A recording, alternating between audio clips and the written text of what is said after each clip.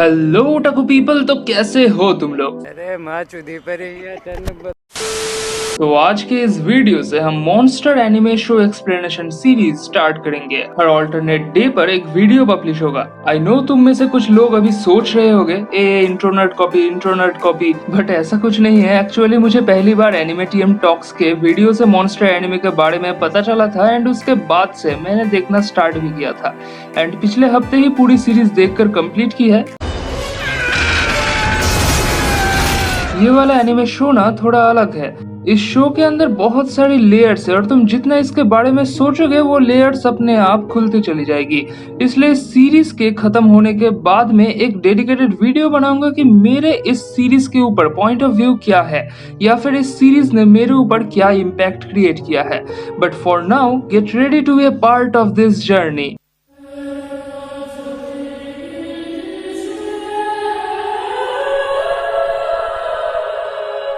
Episode number 1 के शुरुआत में हम डॉक्टर केंजो तेनमा को देखते हैं जो कि इस सीरीज के प्रोटैगनिस्ट है। वो एक 6 घंटे का ऑपरेशन परफॉर्म करते हैं और अपने काम में सक्सेसफुल होते हैं, इसलिए उसके साथ ही डॉक्टर तेनमा के स्किल्स की तारीफ करने लगते हैं। वहां से जाते वक्त तेनमा एक लेडी को देखता है जो कि कॉरिडोर में बैठ के रो रही होती है।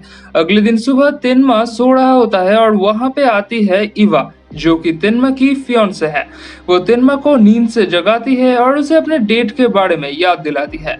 उस कमरे में टीवी पर न्यूज चल रही होती है। न्यूज में एक ओपेरा सिंगर का ऑपरेशन सक्सेसफुल होने का खबर दिखाया जाता है। यहाँ पे इस ऑपरेशन का पूरा क्रेडिट हॉस्पिटल के डायरेक्टर डॉक्टर हाइनामैन को दिया जाता है जो कि इवा के फादर हैं। इवा तेनमा को कहती है कि अगर उसने सर्जरी परफॉर्म नहीं किया होता तो फिर आज ओपेरा सिंगर का जान नहीं बचता। तेनमा इस बात से थोड़ा निराश होता है कि उसके सर्जरी का पूरा क्रेडिट किसी और को दिया जा रहा है, बट तेनमा कहता है कि वो डॉक्टर हाइनामैन के पास थैंकफुल है क्योंकि वो जर्मनी आकर काम कर पा रहा है। अगले सीन में तेनमा एक सर्जरी परफॉर्म कर रहा होता है एंड इस बार भी वो अपने स्किल से सक्सेसफुल होता है।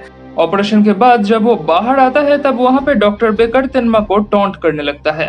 वो कहता है इतनी कम उम्र में तुम न्यूरो सर्जरी के हेड बन गए हो, चीफ ऑफ सर्जरी और हॉस्पिटल के डायरेक्टर भी तुम्हें बहुत पसंद करते हैं और ऊपर से तुम उनके बेटी से शादी करने वाले हो। बट क्या तुमने ये कभी सोचा है कि ये लोग तुम्हारा इस्तेमाल कर रहे हैं? तेनमा थोड़ा नर्वस हो जाता है। वो कहता है आप कहना क्या चाहते हैं?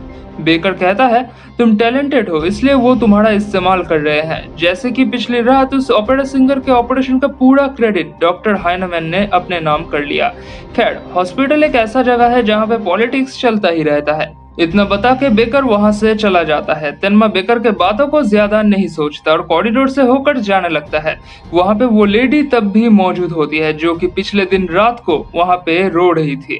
तेनमा इस बार उस लेडी से पूछता है क्या मैं आपकी कोई मदद कर सकता हूँ? वो लेडी तेनमा को देखकर अपना गुस्सा कंट्रोल नहीं कर पाती और वो तेनमा को मारने लगती है और कहती है मेरे हस्बैंड को हॉस्पिटल में पहले लेकर आया गया था और तुम चाहते तो उसे बचा सकते थे, बट तुमने पहले उस सिंगर का ऑपरेशन परफॉर्म किया। ये सब सुनकर तेनमा को याद आता है कि जब वो एक टर्किश आदमी का ऑपरेशन करने के लिए प्रिपेयर हो रहा था तभी उसके पास डायरेक्टर के पास से ऑर्डर आता है उस सिंगर का सर्जरी करने के लिए। उस दिन रात को तेनमा और इवा डेट पर होते हैं। इवा तेनमा से बातें कर रही होती है बट तेनमा कुछ अलग ही सोच में होता है। तो इवा उससे पूछती है क्या हुआ, तुम कुछ सोच रहे हो क्या? तब तेनमा बताता है कि वो ओपेरा सिंगर से पहले एक टर्किश आदमी का ऑपरेशन करने वाला था, बट डायरेक्टर के ऑर्डर की वजह से उस ऑपरेशन को डॉक्टर बेकर ने परफॉर्म किया था और तेनमा ने उस सिंगर को ऑपरेट किया था। उस सिंगर की जान तो बच गई बट वो टर्किश पर्सन नहीं बच पाया। तेनमा कहता है बट ये सब तो मैंने डायरेक्टर के कहने पर किया था, इसमें मेरी क्या गलती है? इवा तुम्हें क्या लगता है? इवा कहते हैं तुमने एकदम सही किया, आखिरकार हर इंसान की लाइफ की वैल्यू सेम नहीं होती। ये सुनकर तेनमा थोड़ी देर के लिए शॉक हो जाता है क्योंकि एक डॉक्टर होने पर वो हर किसी को एक समान ट्रीट करता है। अगले सीन में हम पुलिस के लोगों को देखते हैं। वो लोग लिबर्ट फैमिली के घर पर जाते हैं। आसपास के लोगों ने उस घर से गोली की आवाज सुनकर पुलिस को बुलाया होता है। पुलिस का एक आदमी कहता है कि लिबर्ट एक बहुत बड़ा बिजनेस एडवाइजर है जो कि कुछ ही दिन पहले ईस्टर्न जर्मनी से यहाँ पर शिफ्ट हुआ है। पुलिस के लोग घर के अंदर जाते हैं और देखते हैं कि मिस्टर एंड मिसेस लिबर्ट को गोली मारा गया है और वो दोनों ही जिंदा नहीं रहे। तभी पुलिस की नजर दूसरे कमरे में जाती है। वहां पे लिबर्ट के 2 ट्विन चाइल्ड मौजूद होते हैं। उनके बेटे को सर पर गोली लगी होती है। His name is Johan. और उनके डॉटर एना बहुत ज्यादा शॉक में होती है। इस तरफ तिनमा अपने कमरे में होता है, तभी उसे इमरजेंसी कॉल आता है। वो गाड़ी लेकर हॉस्पिटल के लिए निकल जाता है। उसे ये पूरी स्टोरी ब्रीफ कर दी जाती है कि मिस्टर एंड मिसेस लिबर्ट का डेथ हो गया है, सिर्फ उनकी डॉटर पूरी तरह से ठीक है और उनके बेटे जोहान को सर पर गोली लगी है। यहाँ पर तिनमा को डॉक्टर हाइनामैन के कुछ बातें याद आती हैं। डेट के बाद तिनमा ईवा को उसके घर छोड़ने के लिए गया होता है। वहाँ पे डॉक्टर हाइनामैन तिनमा से उसके रिसर्च के बारे में पूछता है। ये सुनकर तिनमा एक्साइटेड होकर अपने रिसर्च के बारे में बताने भी लगता है। हाइनामैन उसे बीच में रोक देता है। वो कहता है तुम्हें ये रिसर्च कैंसिल करना होगा, मैं अपना एक अलग प्रोजेक्ट प्रेजेंट करने वाला हूँ और उसका मैन्युस्क्रिप्ट तुम्हें ही लिखना होगा। ये सुनकर तिनमा के पैरों तले जमीन खिसक जाता है। वो कहता है बट हम लोग तो रिसर्च को कंप्लीट करने के बहुत करीब हैं। हाइनामैन उसके बातों को इग्नोर करके कहता है दोपहर को हॉस्पिटल में कुछ लोग प्रोटेस्ट करने के लिए आए थे। उनको लगा कि हमने उस टर्किश आदमी से पहले ओपेरा सिंगर पर सर्जरी परफॉर्म किया था, बट उनको कौन समझाएगा कि हमने पहले ही उस टर्किश मैन पर ही सर्जरी किया था। तिनमा के दिमाग में ये सारी बातें घूमता रहता है और इसी वजह से वो एक्सीडेंट करने वाला होता है, बट किसी तरह वो गाड़ी को कंट्रोल कर लेता है। इसके बाद वो हॉस्पिटल में आता है। वो जल्दी से जोहान को ऑपरेशन थिएटर भेज देता है और कहता है उसका सीटी स्कैन करने के लिए। इसके बाद तिनमा एना के पास जाता है। एना पूरी तरह से शॉक में होती है। वो बहुत धीरे धीरे कुछ बताने की कोशिश कर रही होती है। तिनमा अच्छे से उसकी बात सुनने की कोशिश करता है। एना कहती है किल हिम। ये सुनकर तिनमा थोड़ा सरप्राइज्ड होता है। इसके बाद तिनमा बाकी के डॉक्टर के साथ जोहान के सीटी स्कैन रिपोर्ट को देखने लगता है। वो कहता है कि ये सर्जरी बहुत क्रिटिकल और टाइम टेकिंग होने वाला है, इसलिए हम सभी को अपना बेस्ट परफॉर्म करना होगा। तभी पीछे से डॉक्टर बेकर आता है और देर होने की वजह से माफी मांगता है। वो लोग ऑपरेशन स्टार्ट करने वाले होते हैं, बट तभी पीछे से एक और डॉक्टर आते हैं और वो तिनमा को कहते हैं कि इस ऑपरेशन को छोड़कर उसे मेयर का सर्जरी परफॉर्म करना होगा। तिनमा उनके साथ बाहर आता है। तिनमा प्रोटेस्ट करने लगता है कि वो जोहान का सर्जरी परफॉर्म करेगा। वो डॉक्टर कहते हैं कि ये डायरेक्टर का ऑर्डर है।